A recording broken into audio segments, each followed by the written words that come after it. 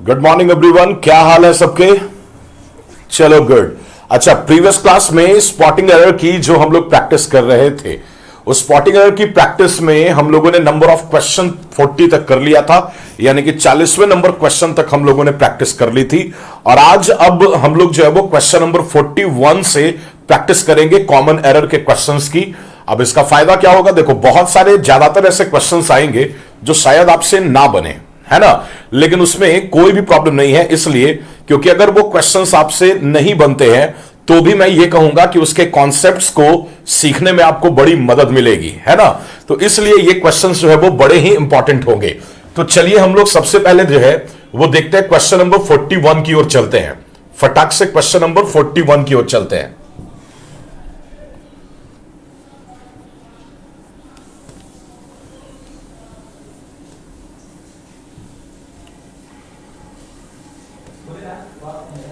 चलिए देखिए, ये हमारा क्वेश्चन नंबर 41 है, ठीक है। चलिए अपने दिमाग से आप लोग सोचिए और ये मुझे बताइए कि क्वेश्चन नंबर 41 में एग्जैक्टली में क्या मिस्टेक है या फिर क्या प्रॉब्लम है ना। चलिए देखिए, सबसे पहले क्वेश्चन नंबर 41 में क्या लिखा, मोस्ट स्कूल्स। तो पहले तो ये भी चेक कर लेना कि मोस्ट के बाद जो नाउन आएगा वो नाउन हमेशा प्लूरल होगा, और ये प्लूरल है भी क्योंकि स्कूल में क्या लगा हुआ है, एस लगा हुआ है, तो यहां पे तो कोई फॉल्ट नहीं है। उसके बाद लिखा in Paris will stay open until the summer holidays start after Friday afternoon. अब देखिए यहां पे यहीं पे सारा मिस्टेक है। यहां पे लिखा क्या, शुरू होगा, कब शुरू होगा, तो फ्राइडे के आफ्टरनून पर शुरू होगा। तो यहां पे इसने वर्ड यूज किया है आफ्टर, जो कि पूरी तरीके से गलत है। अब जब भी आपको किसी खास दिन के किसी खास टाइम के बारे में बात करनी हो तो उस सिचुएशन में आप इसके पहले प्रेपोजिशन कौन लगाते हैं, ऑन, लेकिन इसने क्या यूज किया, आफ्टर का। तो आप ये नहीं कहेंगे आफ्टर फ्राइडे, आप क्या कहेंगे, ऑन फ्राइडे, यानी कि फ्राइडे को जो ये चीज है वो शुरू होगी, है ना। तो जाहिर सी बात है कि जो मिस्टेक था वो कौन से पार्ट में था, डी में, यानी कि आंसर निकल के इसका कौन आ जाएगा, डी आ जाएगा, है ना। ओके, तो ये हमारा हो गया क्वेश्चन नंबर 41। उसके बाद देखिए 42, क्वेश्चन नंबर 42। चलिए 42 में बताइएगा आप लोग क्या मिस्टेक है। श्रीमी ने कहा कि डी में एरर था, है ना। चलिए सही है। अब ये देखिए हमारा क्वेश्चन नंबर 42। अब 42 का बताइएगा मुझे कि एग्जैक्टली में क्या मिस्टेक हुई है 42 में, है ना। देखिए लिखा though economic development does bear with the health condition. देखो इसमें कहीं ना कहीं फ्रेज का जो यूज है वो गलत बैठा है ना, और आप लोगों को यह बताना है कि एग्जैक्टली में फ्रेज में क्या मिस्टेक है। अच्छा, आप लोगों का आंसर डी है, जो मेरे ख्याल से पिछले क्वेश्चन का आंसर होगा, है ना। अब इस क्वेश्चन में एग्जैक्टली में क्या मिस्टेक है ये आप लोगों को बताना है, ठीक है।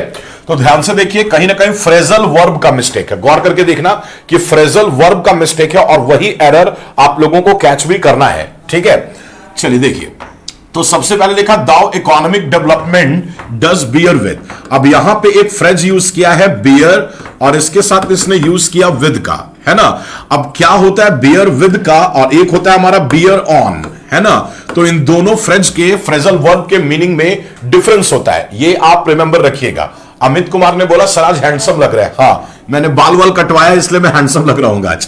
तो बियर विद और एक होता है हमारा बियर ऑन, तो दोनों के मीनिंग में ना डिफरेंस होता है, ठीक है। दोनों के मीनिंग में जो है वो डिफरेंस होता है। क्या डिफरेंस होता है ये मैं क्लियर कर देता हूं। तो एक हमारा बियर विद जिसका मतलब होता है टू टॉलरेट, याद रखना इसका मीनिंग होता है टू टॉलरेट, और एक होता है बियर ऑन जिसका मीनिंग होता है हमारा, याद रखिएगा, बियर विद जिसका मीनिंग होगा टू टॉलरेट, यानी किसी चीज को बर्दाश्त करना, और एक होता है बियर ऑन। अब बियर ऑन का मतलब होता है रेलेवेंट टू, है ना, याद रखना, रेलेवेंट टू, यानी किसी चीज को लेके प्रासंगिक होना, लॉजिकल होना, है ना, या फिर आप लिख सकते हैं लॉजिकल टू। तो अगर कोई चीज किसी खास चीज से जुड़ी हुई है, अगर वो उससे रेलेवेंट है या उस चीज को लेके वो लॉजिकल है, तो आप इसके लिए यूज करते हैं बियर ऑन का। और अगर आप किसी चीज को टॉलरेट करते हैं तो आप यूज करते हैं बियर विद का। अब यहां पे मीनिंग क्या आ रहा है कि दाउ इकोनॉमिक डेवलपमेंट, जो इकोनॉमिक डेवलपमेंट होता है यानी कि आर्थिक विकास जो होता है, does blank with the health condition, वो हेल्थ कंडीशन से जुड़ा हुआ होता है ना कि उसे बर्दाश्त करता है। तो बर्दाश्त करने का तो मीनिंग ही नहीं आ रहा, तो नहीं आ रहा तो क्या मीनिंग आ रहा? लॉजिकल टू या रेलेवेंट टू, मतलब रेलेवेंट टू मतलब उससे जुड़ा हुआ है, तो जुड़े हुए होने का मीनिंग है, इसलिए विद नहीं बल्कि आप प्रेपोजिशन क्या लगाएंगे? ऑन लगाएंगे। और फटाफट कमेंट्स के थ्रू आप लोग बता दीजिए कि बियर के साथ ऑन लगाने पे उसका मीनिंग क्या जाता है। आप लोग फटाफट मुझे बताइए कि बियर के साथ ऑन लगाने से उसका मीनिंग जो है वो क्या जाता है ना? याद रखना मीनिंग क्या जाता है उसका? Relevant to. कमेंट्स के थ्रू आप लोग सब बताइएगा कि बियर के साथ अगर आप विद लगाते हैं तो क्या जाएगा? टू टॉलरेट, और बियर के साथ अगर आप ऑन लगाते हैं तो क्या मीनिंग जाएगा? रेलेवेंट टू, है ना? ख्याल रखिएगा इसका। चलिए इसके बाद आप देखिएगा क्वेश्चन नेक्स्ट 43। ये हमारा क्वेश्चन नंबर 43 है। इसका जरा मिस्टेक हम लोग देखिएगा। लिखा expecting prospective tenants to live under a quasi feudal regime reflects the power wielded by landlords in our centric property society. देखिए इसमें जो मिस्टेक है ना वो बड़ा आसान है, बड़ा इजी है। अगर आप ध्यान से देखोगे, अगर फोकस करके देखोगे तो आपको इसके मिस्टेक का, हाँ, रेलेवेंट टू, जया सिंह ने कहा रेलेवेंट टू, प्रिंस राज ने कहा लॉजिकल टू, श्रीमी ने और ऋषि ने सबने सही आंसर किया। उसके बाद काजल झा ने भी कहा बियर टू मतलब टॉलरेट, और ऋषि कुमार ने भी कहा रेलेवेंट टू। वेरी गुड, चलिए ठीक है। अब ये हमारे पास क्वेश्चन है, इस क्वेश्चन में फाइंड आउट करना है कि एग्जैक्टली क्या मिस्टेक चल रही है, यानी कि क्या इसमें एरर जो है वो जा रहा है ना? थोड़ा सा फोकस करके अगर आप देखोगे तो आपको एरर का पता चल जाएगा। एक ऐसा एरर है जो कि बेसिकली सुपरफ्लुअस है, मतलब उस स्टाइल में उसे कहते ही नहीं हम लोग, है ना? कैसे? तो यहां पे देखिए वर्ड यूज किया सेंट्रिक प्रॉपर्टी, है ना? गौर करना, वर्ड यूज किया सेंट्रिक प्रॉपर्टी। देखिए अगर किसी खास चीज को लेके अगर केंद्रित होते हैं तो उसके लिए केंद्रित के सेंस में हम लोग वर्ड यूज करते हैं सेंट्रिक। इस बात का पता तो आप लोग को होगा ही, है ना? अगर किसी खास तरह के प्रॉपर्टी को लेके अगर आप केंद्रित हैं तो उसे हम लोग क्या कहते हैं? Centric property. नहीं, इसने उल्टा कह दिया, आप उसे कहते हैं प्रॉपर्टी और उसके बाद कहते हैं आप सेंट्रिक, है ना? याद रखिएगा, उसे हम लोग सेंट्रिक प्रॉपर्टी नहीं, उल्टा कह दिया इसने, सुपरफ्लुअस हो गया। आप उसे कहते हैं प्रॉपर्टी सेंट्रिक कहते हैं, मतलब अपोजिट पलट के आप बात करते हैं, है ना? इसलिए ये जो लिखा गया सेंट्रिक प्रॉपर्टी ये पूरी तरीके से गलत है। आप उसको अपोजिट वे में कहते हैं प्रॉपर्टी सेंट्रिक, यानी प्रॉपर्टी को लेके वो क्या है, उसके ऊपर बेस्ट है ना? तो ये बात अपने दिमाग में रखिएगा। उसी तरीके से मान लो कि अगर आपको कहना हो क्या कि किसी खास चीज को, जैसे ड्रग सेंट्रिक, है ना? तो ये नहीं लिखता है कि सेंट्रिक ड्रग, ये कभी नहीं लिखिएगा कि सेंट्रिक ड्रग, है ना? अगर ड्रग को लेके केंद्रित है वो, तो इससे लिखते हैं हम लोग ड्रग और उसके बाद लेते हैं हम लोग सेंट्रिक। उसी तरीके से इंडिया पे ही ध्यान देना है, तो सेंट्रिक इंडिया नहीं लिखेंगे हम लोग इसको पलट के क्या लिखेंगे? हम लोग लिखेंगे इंडिया और उसके बाद क्या लिखेंगे? सेंट्रिक। तो वर्ड का कभी भी गलत यूज नहीं होना चाहिए, हमेशा इसका करेक्ट यूज ही हम लोग करेंगे, इस बात का ख्याल रखिएगा, है ना? चलिए, तो ये क्वेश्चन नंबर 43 का हमारा मिस्टेक हुआ। उसके बाद आ जाइए क्वेश्चन नंबर 44 में, इसको देखिए ध्यान से और आप लोग ध्यान से बताइए कि इसका मीनिंग एग्जैक्टली क्या जाएगा। ऐसे एक बात का ख्याल रखिएगा कि ध्यान से कोई भी चीज अगर हम लोग देखें और उसमें वक्त दे शुरू में सीखने के लिए, तब वो चीज आपकी क्या होती है? क्लियर होती जाती है ना? अब देखिए यहां पे लिखा what is clear is that state governments now have greater resources in their command under the new scheme.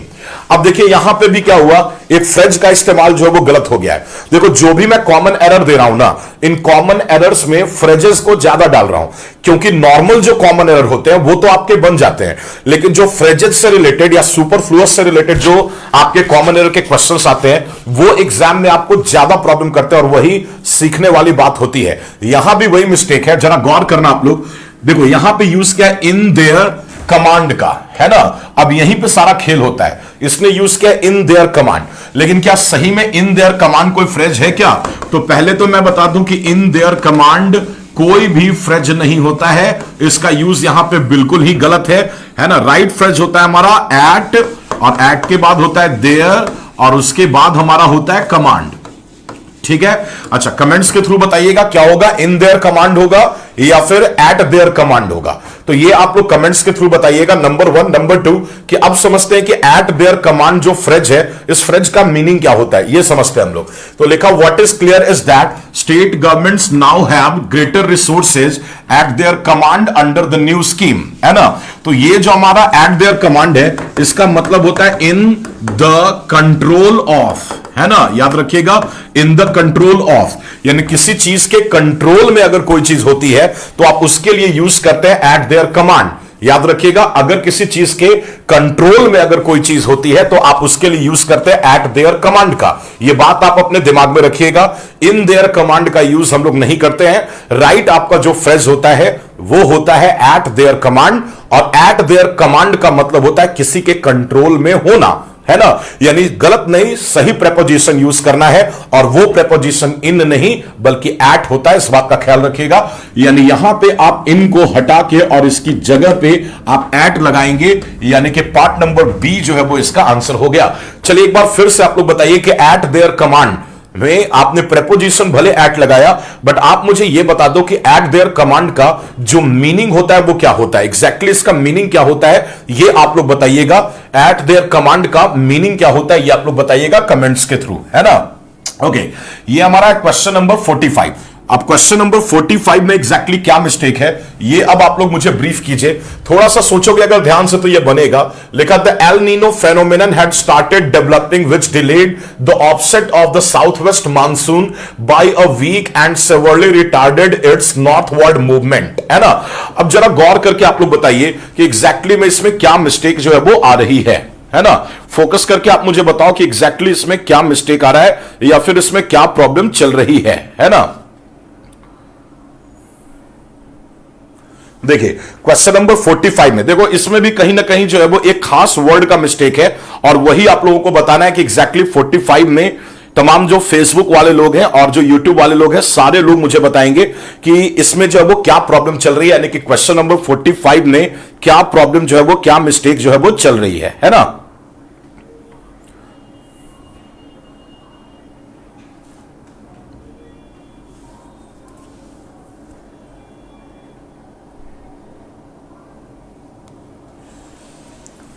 चलिए ठीक है, सोचिए। एग्जैक्टली देखो, लिखा द एल नीनो फेनोमेनन, ठीक है। हाँ चलिए, फेसबुक पे भी लोग सही आंसर कर रहे हैं। अच्छा, लोगों ने कहा कि इसका आंसर जो है वो सी होगा, लेकिन थोड़ा सा ना सोचो कि लिखा है the El Nino phenomenon had started developing which delayed the offset of southwest monsoon. देखिए दो वर्ड होता है, एक होता है ऑफसेट और एक हमारा होता है ऑनसेट। दोनों के मीनिंग में डिफरेंस होता है। एक हमारा होता है ऑफसेट और एक हमारा होता है ऑनसेट, ठीक है। अब दोनों के मीनिंग में क्या होता है, डिफरेंस होता है। अब जो हमारा सबसे पहले जो वर्ड आया था ऑफसेट, ऑफसेट का मतलब क्या होता है ये समझिएगा। अगर ऑफसेट का यूज किया जा रहा है तो इसका मीनिंग आ रहा है काउंटर बैलेंस, है ना। याद रखिएगा इसका मीनिंग होता है काउंटर बैलेंस। अब काउंटर बैलेंस का मतलब क्या होता है कि भाई अगर मान लीजिए कि किसी ने कोई एक्शन लिया, अब उस एक्शन के बाद जो प्रतिक्रिया होगी, उसका जो प्रभाव पड़ेगा, उस प्रभाव को रोकने के लिए जो आप काम करते हैं उसको हम लोग बोलते हैं ऑफसेट, है ना। याद रखिएगा, यानी सीधे सीधे काउंटर बैलेंस। काउंटर बैलेंस का मतलब कि एक तराजू पे अगर 8 किलो है और दूसरे पे अगर 7 किलो है तो काउंटर बैलेंस करने के लिए क्या करना होगा, 1 किलो बढ़ाना होगा। तो वो 1 किलो का जो प्रक्रिया है एक्स्ट्रा करने का, उसको हम लोग बोलते हैं कि वो हमारा क्या है, ऑफसेट। और एक हमारा वर्ड होता है ऑनसेट। अब ऑनसेट का मतलब क्या होता है, याद रखना, किसी भी चीज की शुरुआत करना, यानी कि उसका स्टार्टिंग करना। इसी के लिए हम लोग वर्ड यूज करते हैं कौन सा, ऑनसेट। अब दोनों के मीनिंग में फर्क देखिए। लिखा the El Nino phenomenon had started developing which delayed the onset of the southwest monsoon, जो कि मानसून के स्टार्टिंग को जो है वो क्या करता है, डिले कर देता है। मानसून की शुरुआत को डिले कर देता है। तो शुरुआत के सेंस में ऑफसेट तो चलता नहीं है, चलता क्या है, ऑनसेट। इसका मतलब है कि ऑफसेट को रिप्लेस करेगा कौन सा वर्ड, रिप्लेस करेगा ऑनसेट। तो ये चीज का आप लोग को थोड़ा सा ध्यान रखना था, है ना। अब आइए क्वेश्चन नंबर 46 के तरफ आइए। ये जो हमारा क्वेश्चन नंबर 46 है, इसमें सबसे पहले सेंटेंस को एक बार पढ़ लीजिए। हालांकि मैं बता दूं कि इस क्वेश्चन में क्या मिस्टेक है, इस बात का पता भी आपको चलेगा। The RBI clarification comes day after India's Commerce Ministry following a meeting with technology and payment companies said the central bank would look into concerns raised by the industry। अब मैं आपको बता दूं कि ये पूरे का पूरा सेंटेंस में आप कोई जबरदस्ती का मिस्टेक नहीं निकाल सकते, है ना। मैं आपको बता दूं कि इसका आंसर क्या होगा हमारा, नो एरर। एक बार कमेंट के थ्रू आप लोग सब लोग मुझे बताइए कि ऑन सेट का मीनिंग क्या होता है। कमेंट्स के थ्रू सारे लोग मुझे बताइएगा कि ऑन सेट का मतलब क्या होता है ना। Okay good. चलिए, ऑनसेट का मतलब क्या होगा? तो जाहिर सी बात है, सब लोग कमेंट से बता रहे हैं कि इसका मीनिंग क्या होता है, किसी चीज को स्टार्ट करना। अब ये हमारा क्वेश्चन नंबर 47 है, इसको हम लोग सॉल्व करते हैं, देखते हैं कि क्वेश्चन नंबर 47 में एग्जैक्टली क्या मिस्टेक हमारा जा रहा है। थोड़ा फोकस करके देखना कि क्वेश्चन नंबर 47 में क्या मिस्टेक जा रहा है। चलो, फेसबुक वाले लोग भी जो है जो जरा कमेंट करके मुझे बताना कि एग्जैक्टली में क्या मिस्टेक जा रहा है। देखिए, इसमें एक वर्ड है, कौन सा वर्ड है हमारा? कॉर्डल। कहीं यहां पे तो मिस्टेक नहीं है ना? देखो, एक होता है हमारा लॉ ऑफ बैलेंस। कॉन्सेप्ट को समझना मैंने पहले भी कभी बताया होगा आप लोगों को, लेकिन फिर भी ध्यान से देखना। एक कॉन्सेप्ट होता है लॉ ऑफ बैलेंस।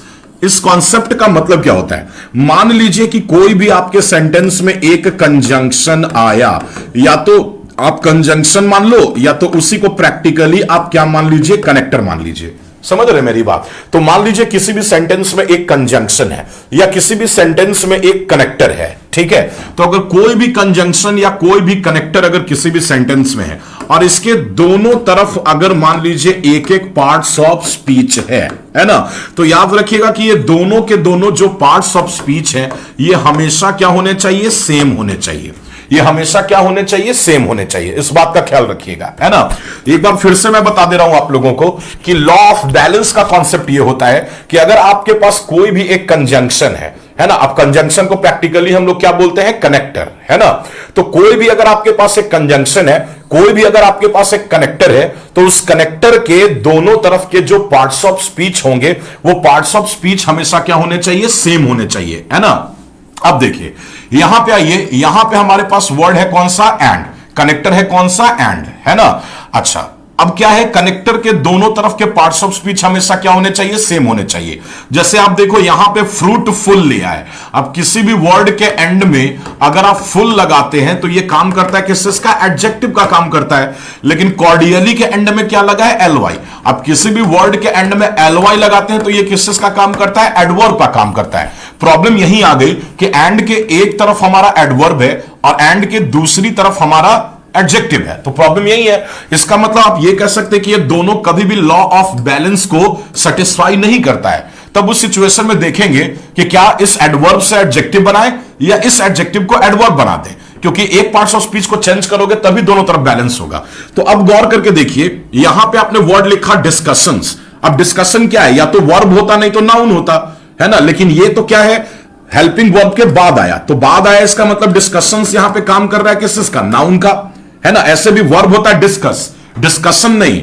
तो डिस्कशन में सन लगा, इसका मतलब ये एक नाउन है। और नाउन की क्वालिटी कौन बताएगा? एडजेक्टिव बताएगा। फ्रूटफुल पहले से एडजेक्टिव है, लेकिन कॉर्डियली जो है वो क्या है? हमारा एडवर्ब है। अब इस एडवर्ब से एडजेक्टिव बना देंगे तो ये दोनों तरफ एडजेक्टिव का पार्ट्स ऑफ स्पीच जो है वो सैटिस्फाइड कर जाएगा। इसका मतलब कि एलवाई इसमें से हटाएंगे। देखिए, जैसे ही एक एडवर्ब से एलवाई हटाते हैं तो वो एडजेक्टिव बन जाता है। यानी कॉर्डियली से एलवाई हटाएंगे, कॉर्डियल करेंगे, और कॉर्डियल करोगे तो सेंटेंस हमारा क्या होगा? करेक्ट हो जाएगा, है ना? तो एक तरफ हम लोग बोलेंगे कॉर्डियल और एक तरफ हम लोग बोलेंगे फ्रूटफुल, तब जाके हमारा सेंटेंस जो है वो क्या होगा? करेक्ट होगा। उसके बाद क्वेश्चन नंबर 48 देखिए, 48 नंबर को लिखा क्या इसमें? The main factors that determined whether a person could correctly perceive each image as a fake was their level of experience with the internet and digital photography. अब इस क्वेश्चन को ध्यान से देखिए और आप मुझे बताइए कि एग्जैक्टली इसमें क्या मिस्टेक है, ठीक है? थोड़ा सा फोकस करके अगर देखोगे, सोचो, दिमाग लगा। अगर नहीं भी बनेगा तो कोई प्रॉब्लम नहीं है, क्योंकि कम से कम एटलीस्ट आप उसमें कुछ सीखोगे तो ना। तो ये जब बड़ा इंपॉर्टेंट मैटर होता है। देखो, अगर बनने वाले ही सवाल जो आसानी से बन जाते हैं उसी को बनाते रहोगे तो सीखोगे क्या उससे?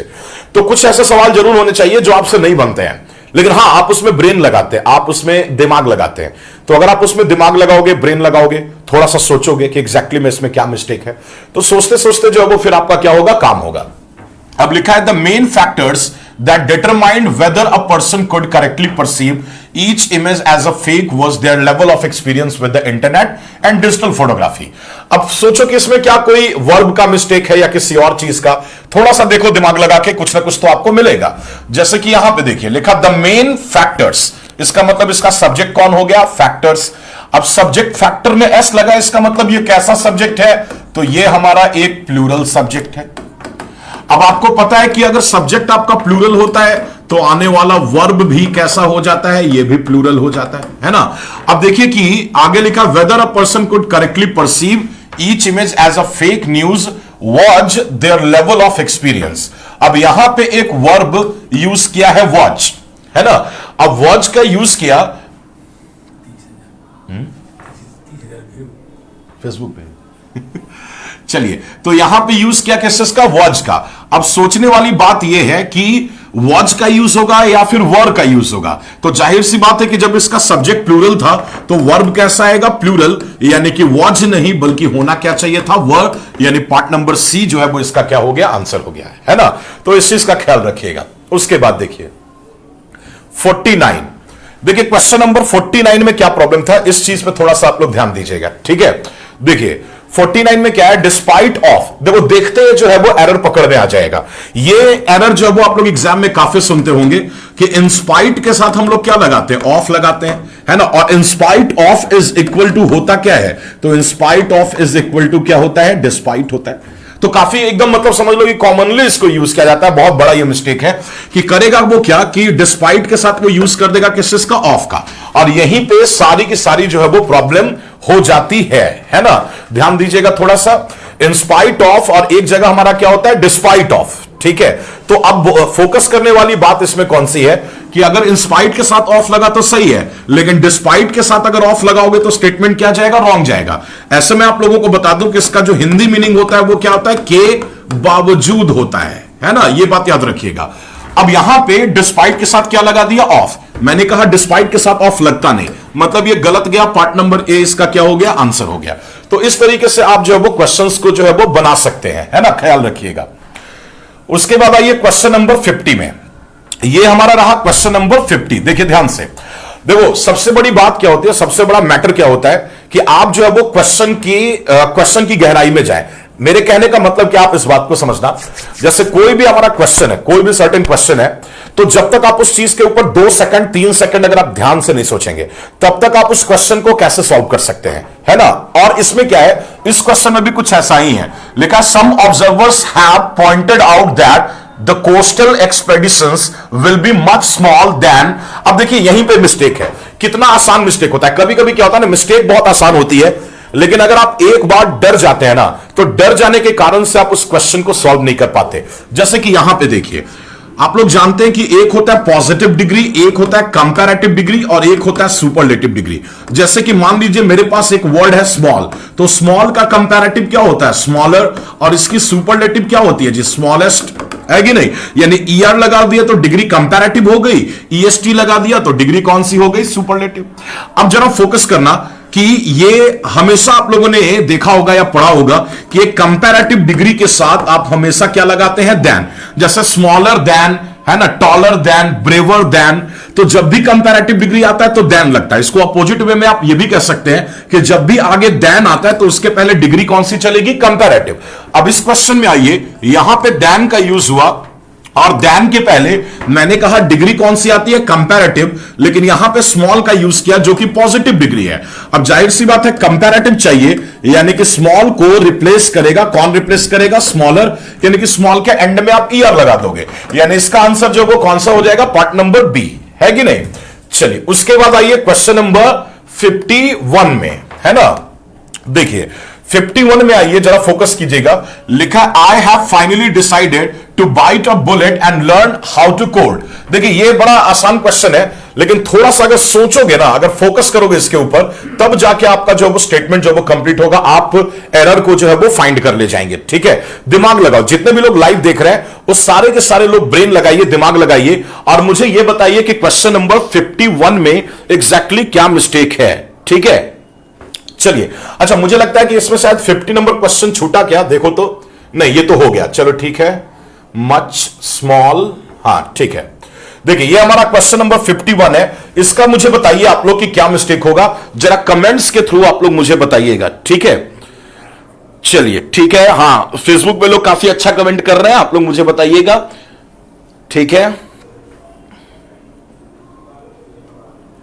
हाँ वेरी गुड। देखिए लिखा I have finally decided to bite a bullet, है ना। देखिए यहां पे यूज किया बाइट अ बुलेट का।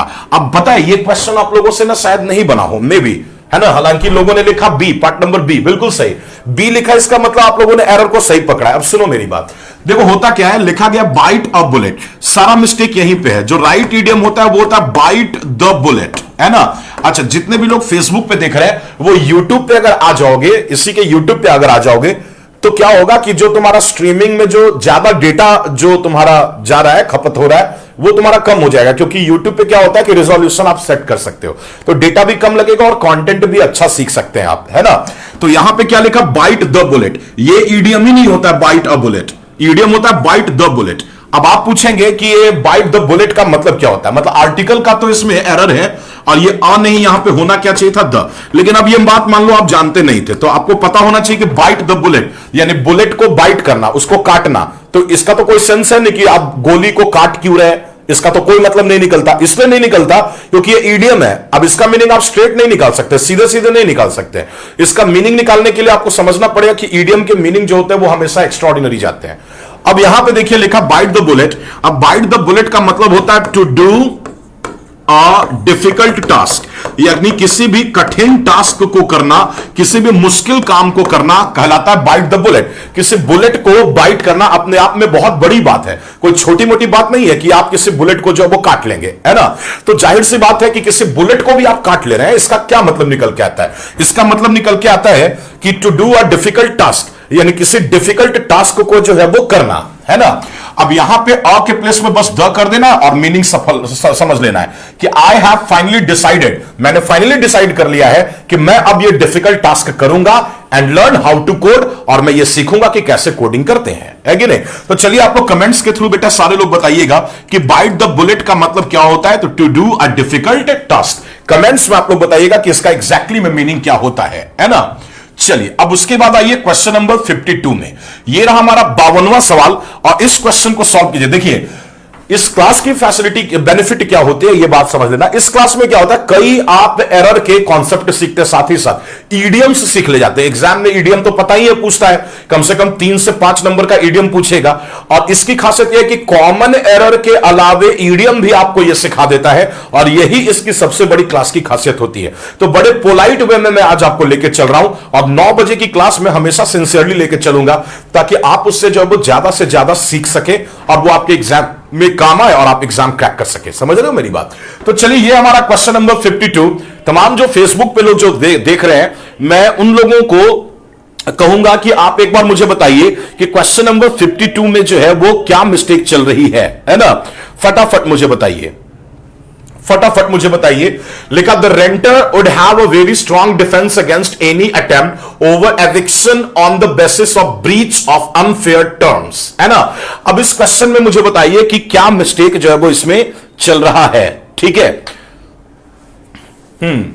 लिखा very strong defence against any attempt over. देखो थोड़ा सा एक चीज सोचिएगा, यहां पे एक वर्ब है, कौन सा वर्ब है हमारे पास, अटेम्प्ट, और अटेम्प्ट के साथ प्रेपोजिशन क्या लगाया, ओवर, जो कि पूरी तरीके से गलत है, ठीक है। अगर आप किसी के ऊपर कोई प्रयास करते हैं, किसी चीज के ऊपर अगर आप कोई कोशिश करते हैं, तो याद रखिएगा कि वहां पे अटेम्प्ट के साथ प्रेपोजिशन ओवर नहीं लगता, याद रखना उसके लिए प्रेपोजिशन लगता है एट, है ना।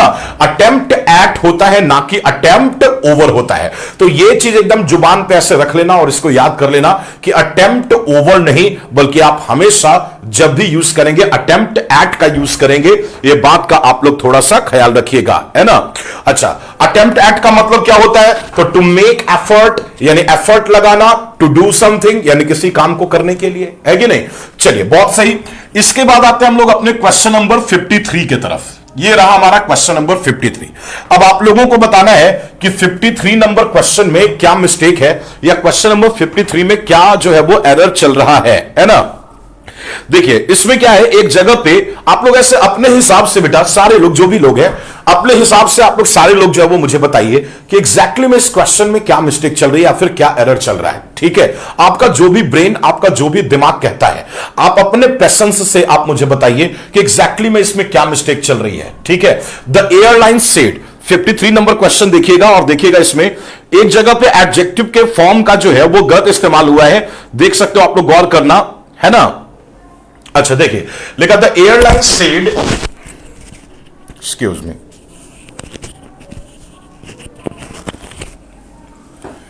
The airline said it had taken the decision after conducting a thoroughly safety and security review. देखो सारा मिस्टेक ना यहीं पे आ गया, ठीक है। लॉ ऑफ बैलेंस का कॉन्सेप्ट तो मैंने आप लोगों को पहले भी पढ़ाया ही था, है ना, और उसी चीज से रिलेटेड हमारा ये क्वेश्चन भी है, ठीक है। देखिए इसमें क्या हुआ, यहां पे लिखा क्या है कि कंडक्टिंग अ थॉरोली, यहां पे वर्ड यूज किया थॉरोली। पहले इस वर्ड के बारे में जान लीजिए कि किसी भी एडजेक्टिव में जब आप एलवाई लगाते हो तो यह काम करता है किसका, एडवर्ब का काम करता है, ठीक है। यह बात पहले दिमाग में रखिएगा कि किसी भी एडजेक्टिव में जब एलवाई लगाते हैं तो यह काम करता है किसका, एडवर्ब का। अब थॉरो में एलवाई लगा तो यह क्या है हमारा, अभी फिलहाल एडवर्ब है, लेकिन यह चेक करना पड़ेगा कि क्या यहां पे एडवर्ब का इस्तेमाल होना चाहिए कि नहीं होना चाहिए, या यहां पे एलवाई हटा के एडजेक्टिव चलना चाहिए। तो दोनों पे गौर करते हैं। लिखा thoroughly safety and security review, ठीक है। अब बात यहां पे यह है कि सेफ्टी क्या होता है, तो सेफ्टी अपने आप में एक क्या है, नाउन है ना। सुरक्षा क्या है, नाउन है। आप सुरक्षा करने की बात नहीं कर रहे हैं, बल्कि आप सुरक्षा की बात कर रहे हैं। तो सुरक्षा यानी कि सेफ्टी अपने आप में क्या है, नाउन है। अब आपसे एक सवाल है कि नाउन की क्वालिटी एडवर्ब बताता है या नाउन की क्वालिटी एडजेक्टिव बताता है, तो आपका आंसर यही होगा कि नाउन की क्वालिटी कौन बताएगा, एडजेक्टिव। आप लोग कमेंट्स के थ्रू बताइए कि नाउन की क्वालिटी को एक एडवर्ब बताता है या एक एडजेक्टिव बताता है ना। तो मैं सोचता हूं कि आंसर शुड बी एडजेक्टिव, यानी कि एक नाउन की क्वालिटी हमेशा एक एडजेक्टिव बताता है। उस सिचुएशन में थॉरोली से एलवाई को रिमूव करना होगा, क्योंकि एलवाई हटने के बाद जो वर्ड बचता है वो एडजेक्टिव होता है। यानी you should say thorough rather than saying thoroughly, यानी एलवाई लगाने के बजाय आप केवल क्या कहेंगे, थॉरो कहेंगे, तभी आपका जो सेंटेंस है वो सेंटेंस करेक्ट होगा, है ना। तो था ये आसानी एरर, ठीक है। उसके बाद ये हमारा क्वेश्चन नंबर 54। अब इसमें आप लोगों को बताना है कि एग्जैक्टली में क्या मिस्टेक चल रही है या फिर क्या एरर चल रहा है, ठीक है। अब देखिए 54 में क्या है। 54 के क्वेश्चन को ध्यान से पढ़ना आप लोग। लिखा है the RBI clarification comes days after India's commerce ministry following a meeting with technology and payment companies said the central bank would look into concerns raised by the industry. चलिए ठीक है। अब इस क्वेश्चन में अगर फाइंड आउट करना है कि क्या मिस्टेक चल रहा है तो करो, लेकिन मैं बता दूं कि इसमें क्या है, नो एरर है। इसलिए जबरदस्ती कोई एरर निकालोगे तो उससे कोई फायदा नहीं है। सीधी सी बात है कि क्वेश्चन नंबर 54 में नो मिस्टेक है, यानी कि कोई भी एरर नहीं है। उसके बाद आ जाइए क्वेश्चन नंबर 55 में। इसमें पता करना है, अब लिखा to many who have worked in and admire Hong Kong the city is too valuable a beacon of what can be achieved with imagination. अब आप मुझे बताइए कि ये जो क्वेश्चन है 55, इसमें क्या प्रॉब्लम चल रही है या फिर क्या एरर चल रहा है ना। ओके देखिए, तो लिखा क्या, टू मेनी, है ना, to many who have work. अब क्या यहां पे टू होना चाहिए या नहीं होना चाहिए, इस बात पे जरा फोकस कीजिएगा, है ना। सोच के थोड़ा सा बताओ मुझे, यहां पे क्या होना चाहिए, to many who have worked, या फिर यहां पे होना चाहिए to many who have worked, है ना। देखो यहां पे सबसे बड़ा मिस्टेक यही है कि हम लोग यहां पे ये नहीं समझ पा रहे कि टू मेनी यानी बहुत ही ज्यादा का सेंस देना चाह रहा है या बहुत ही लोगों को का सेंस देना चाह रहा है ना। तो यहां पे मीनिंग को पढ़िएगा। दरअसल यहां पे प्रपोजिशन टू आएगा, टीओ ना कि टी डबल ओ। अब क्या होगा मीनिंग, टू मेनी यानी बहुत सारे लोगों को who have worked in an admire Hong Kong, यानी कि जो हांगकांग में काम कर चुके हैं उन लोगों को कोई बेनिफिट मिला है या कोई वैल्यू मिला है। तो यहां पे को का सेंस आ रहा है ना कि बहुत ज्यादा का, इसलिए टू को हटा के इसकी जगह पे टीओ टू प्रेपोजिशन करेंगे, यानी कि आंसर इसका निकल के कौन आ जाएगा, ए। तो ये सिंपल ही था, है ना। चलिए अब आइए क्वेश्चन नंबर 56। इस क्वेश्चन में देखिए कि एग्जैक्टली क्या मिस्टेक चल रही है या फिर क्या प्रॉब्लम चल रहा है ना। लिखा these enterprises also need active bond markets and derivations, है ना। और आगे इसके सेंटेंस को जरा ध्यान से देखिए और मुझे बताइए कि क्या एग्जैक्टली इसमें मिस्टेक होना चाहिए, है ना। सोचिए जरा, देखिए लिखा क्या, active bond markets and derivations, है ना। अब थोड़ा सा सोचो कि एक हमारा यहां पे वर्ड लगाया डेरिवेशन, कहीं इसमें तो कुछ फॉल्ट नहीं है। एक वर्ड होता है डेरिवेशंस और एक हमारा होता है डेरिवेटिव्स, ठीक है। अब सोचना यह है कि इन दोनों में से कौन सा वर्ड लगाए। कई बार तो आप लोग अच्छे खासे कंफ्यूज हो जाएंगे कि डेरिवेशंस लगाया जाए या फिर डेरिवेटिव लगाया जाए। ठीक है, तो चलिए मैं बता दूं कि पहला जो वर्ड है जो डेरिवेशंस है ना, उसका मतलब क्या होता है। तो डेरिवेशंस एक प्रोसेस है दरअसल। इसका मतलब होता है the process of obtaining something, यानी किसी चीज को पाने का जो प्रोसेस होता है उसको कहते हैं हम लोग डेरिवेशंस। प्रोसेस को हम लोग कहते हैं डेरिवेशंस। और जो प्रोडक्ट आता है ऑब्टेन करने के बाद, है ना, the product we have obtained, we have obtained, है ना, यानी जिस प्रोडक्ट को हमने ऑब्टेन किया उस प्रोडक्ट को हम लोग क्या बोलते हैं, डेरिवेटिव्स। और उस प्रोडक्ट को ऑब्टेन करने का जो प्रोसेस होता है आप उसे क्या बोलते हैं, डेरिवेशंस, है ना। तो कोई प्रोडक्ट जो हमने पाया, कोई मैन्युफैक्चरिंग कंपनी है और उस मैन्युफैक्चरिंग कंपनी से हम लोगों ने जो कुछ पाया तो उसको हम लोग डेरिवेटिव्स बोलते हैं, है ना, जो भी प्रोडक्ट हमें मिला। लेकिन उस प्रोडक्ट को पाने का जो प्रोसेसिंग था पूरा, उस प्रोसेसिंग को हम लोग क्या बोलते हैं, डेरिवेशंस बोलते हैं। अब जरा इस क्वेश्चन में आइए, लिखा दीज एंटरप्राइजेस, ये जितने भी एंटरप्राइजेस हैं, also need active bond markets and derivations that distribute, और वो सारे डेरिवेशंस जिसको डिस्ट्रीब्यूट करता है ना।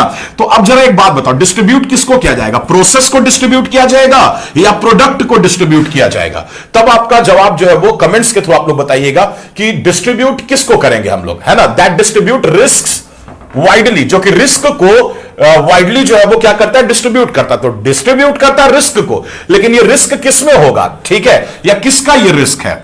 तो जाहिर सी बात है कि जो भी प्रोडक्ट बना है उस प्रोडक्ट से रिलेटेड क्या क्या रिस्क है, प्रोसेस से रिलेटेड नहीं, यानी कि यहां पे डेरिवेशंस नहीं बल्कि होना क्या चाहिए था, डेरिवेटिव्स होना चाहिए था, है ना। ओके, चलिए अब देखिएगा इसके बाद क्वेश्चन नंबर 57। अब 57 में क्या मिस्टेक है ये जरा आप लोग कमेंट्स के थ्रू जो है वो बताइएगा। लिखा some economist had conjectured that a 20% growth rate was required to get atop the unemployment problem. देखिए यहां पे एक वर्ड मिस कर रहा है, एक छोटी सी प्रॉब्लम हो गई है वर्ड में, और उस पे आप लोग जो है वो एकदम फोकस कीजिएगा, ध्यान देके देखिएगा। यहां पे लिखा गेट अ टॉप, है ना, क्या लिखा हमारा, गेट अ टॉप, जिसका मतलब क्या होता है, किसी चीज के टॉप पे रहना, है ना। चलिए, लेकिन क्या यहां पे अ टॉप वर्ड का यूज सही है। देखो दो वर्ड है, दोनों वर्ड सिखा देता हूं मैं। एक होता है हमारा गेट अ टॉप, ये ईडियम है, इसको सीख लीजिएगा, ठीक है, गेट अ टॉप ये एक सीख लीजिएगा। और दूसरा एक और हमारा होता है गेट ओवर, एक और फ्रेज हमारा होता है गेट ओवर, ठीक है। दोनों फ्रेज का मीनिंग जो है वो सीख लीजिएगा आप लोग, बड़े काम की चीज है आपके लिए, ठीक है।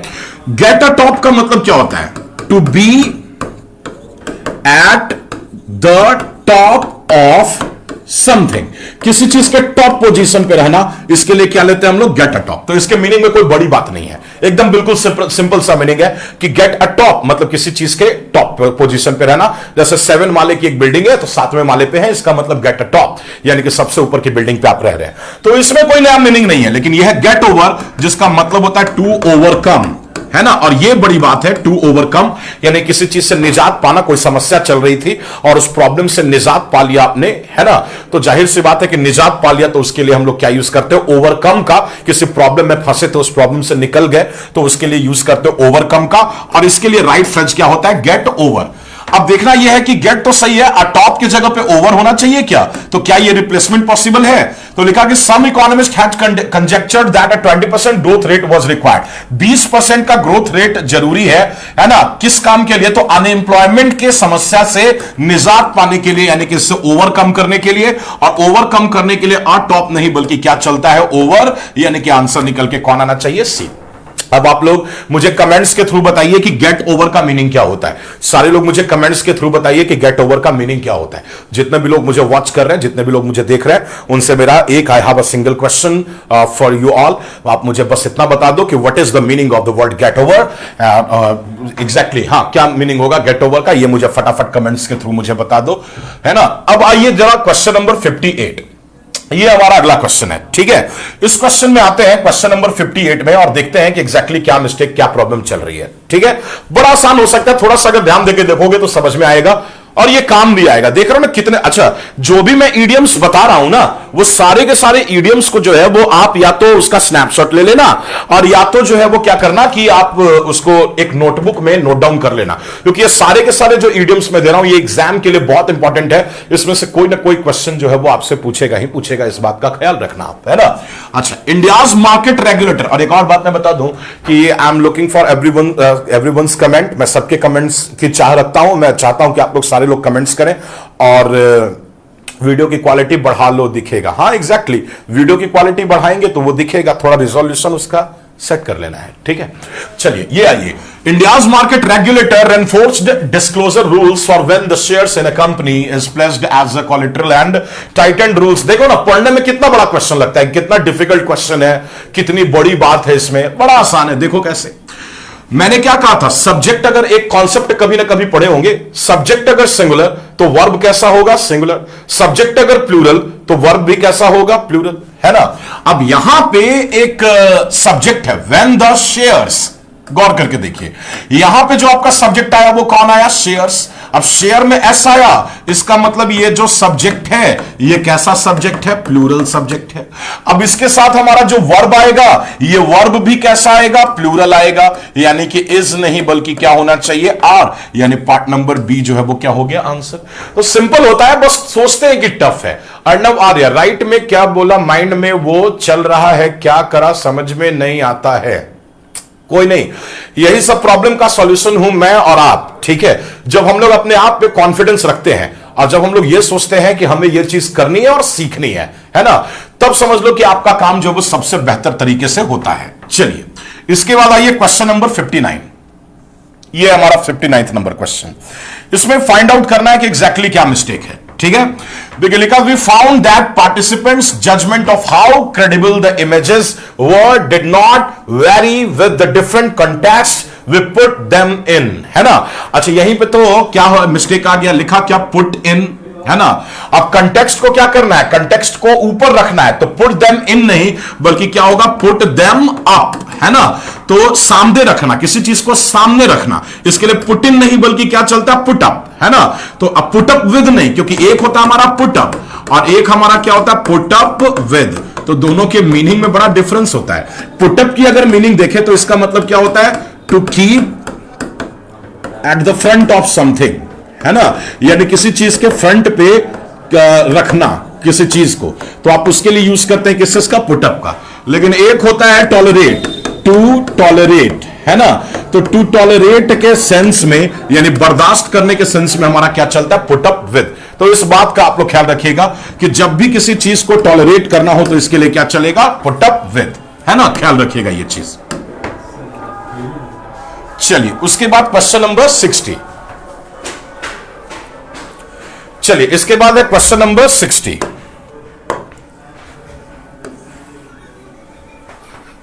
देखिए क्वेश्चन नंबर 60 का आप लोग जो है वो एरर बताइएगा।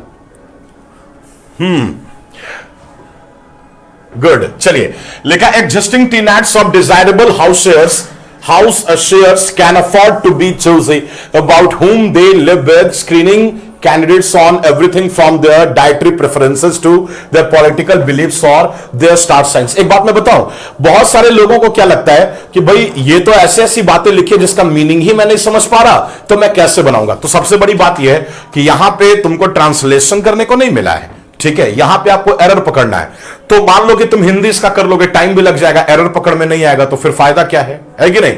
अच्छा सर, क्लास कितने बजे स्टार्ट होता है प्लीज बताइए। एग्जैक्टली 9 बजे क्लास स्टार्ट हो जाती है, अभिलव, है ना। एग्जैक्टली जो है वो क्लास जो है वो स्टार्ट हो जाती है ठीक 9 बजे, ये बात का ख्याल रखिएगा।